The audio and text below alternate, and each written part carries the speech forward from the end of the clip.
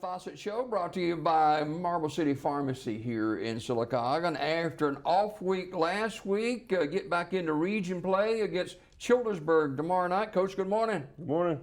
Good to have you with us today. And the off week came at a pretty good time for you guys. Yeah, off week came at a good time for us, and able to kind of fix some things and work on some things, and also get some guys healthy that had been banged up. So.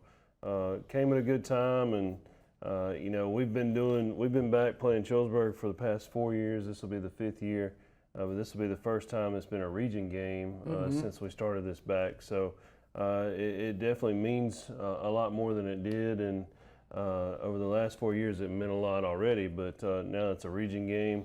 You know, you got to come and get region wins when you can.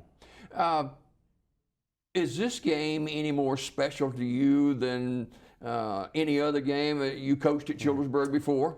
You know, I think it's special in a sense that I know Coach Johnson. Coach Johnson was with me when I was at Childersburg, but it also makes it tougher because this is he's one of the coaches that I rely on and talk to a lot about different things, and we're both the ADs of our school, and we bounce ideas off of each other and stuff like that. So this game week every year, we really don't talk. So not in the sense of I'm just ready to get it over with, but I'm ready to get it over with too, so that we can both move on and conversate again and things like that. But yeah, you know, it's a fun game to coach in.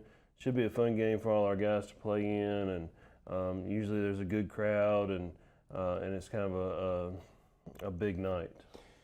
B.B. Comer faithful, football team, coaching staff included, not used to getting off on a bad start, 0-3 on the season. Yeah, it's you know, it's tough. It's not how you want to draw it up. It's not how anybody wants it to be, but. You know, we have to be realistic in some facts of this is one, it's small school, high school football, and teams will ebb and flow. You have to remember what you lost the previous year as far as just depth.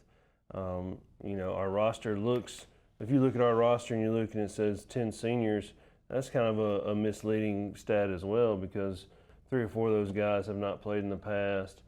We have 2 that are out for the season, so you're down to like 4 or 5 seniors, and then you have a small junior class and you have a large sophomore class. So, you know, it's one of those things where we're going to continue to work. We're going to continue to show up. We're going to continue to coach hard. That's one thing I told the guys last week, is we're going to continue coaching you hard. We're going to continue being tough and pushing you forward, because this is a lot more than football. And you know, for our fan base, some people are going to understand and some people aren't. And you know, for the ones that understand and the ones that are going to show up and support and support the kids, you know, we appreciate that. And the ones that don't understand it, you know, we're pretty much the same group that had the success in 2A and things like that. But moving to 3A and the adjustment and the numbers game, and it's just, you know, it's one of those things where we can control what we can control, and we can control our attitude and our effort, and that has not always been great in the first 3 games. Our attitude and our effort has struggled at times, but you've also faced some pretty good teams as well. You know, you look at a Wadley and a Glenwood. Man, those 2 teams are going to go far in the playoffs more than likely. Vincent is a game that we should have won, and that's been discussed with our guys. You know, it's a 4-quarter game. We can't play 3 quarters and expect to win. So, but you know, at the end of the day, our kids still need those fans there. They still need that support, and they deserve that support week in and week out, because ultimately it's about them. It's about supporting them through the good and the bad, and that's, as parents and as coaches and a fan base, that's what we're supposed to do. I see a lot of fans. I see a lot of fans of college teams that keep supporting their teams, and their teams can't seem to win at all. So, and we should have more of a connection with our high school teams because we see these kids every day. So, be a good fan and support our kids. The bulk of the work is done for Childersburg. You've had a good week, I guess. Yes, we've had a very good week. Just moving around and getting after it and doing the things that we need to do.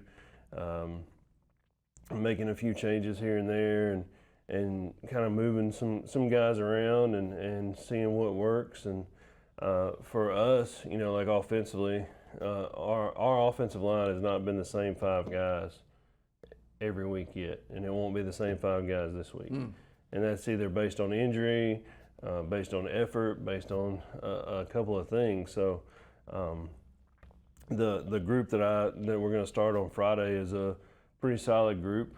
They've had a good week working together, and hopefully we'll see that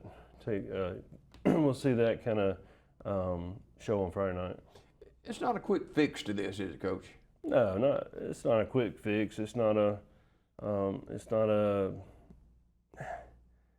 anybody's fault. I guess at the end of the day, it's my fault, and that's fine. That's I signed up for this deal, but there's not a quick fix to it. You have to be able to take the good with the bad in high school sports. You take the good with the bad in life, and kind of move on with it. So we've just got to continue to grow and develop and get better, and I think that's the key for us all is. Our sophomore group has, as freshmen, they saw the success last year, and they got to play some varsity snaps when things were going really good. They got in and played.